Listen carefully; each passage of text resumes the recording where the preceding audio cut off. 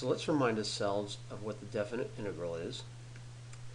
So if we have some function f that is continuous on the interval a to b, and we divide it into n subintervals, so like our n rectangles, and choose some point x sub I star, so it could be any point. The left hand on that interval, the right hand in the middle, or anywhere in that interval. The definite integral from a to b is defined to be definite integral from a to b of f of x dx equals the limit as n goes to infinity of the sum of all those rectangles. So what we're doing is we're taking an infinite amount of rectangles. Now here's the side we're going to concentrate on right now. A and b are what are known as our limits of integration. That's where we're starting to accumulate this rate. This is where we're ending that accumulation. We call f of x our integrand.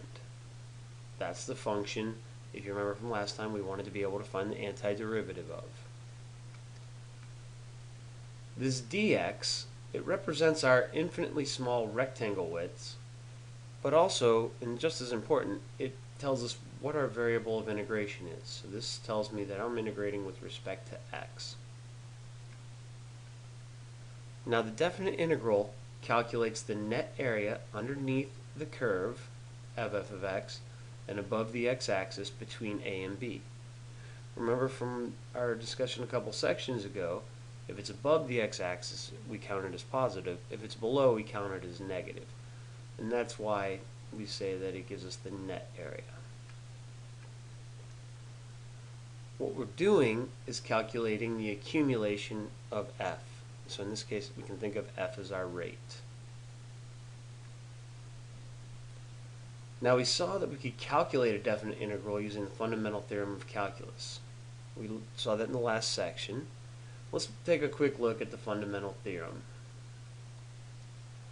So basically the fundamental theorem says if f is continuous from a to b, and our integrand is the derivative of this capital F, then the integral from a to b of f of x dx is equal to capital F of b minus capital F of a. So the steps in calculating a definite integral are to first find capital F, which is the antiderivative of our integrand, and then evaluating at each of our endpoints and taking the difference. That's what we're going to work on in this section.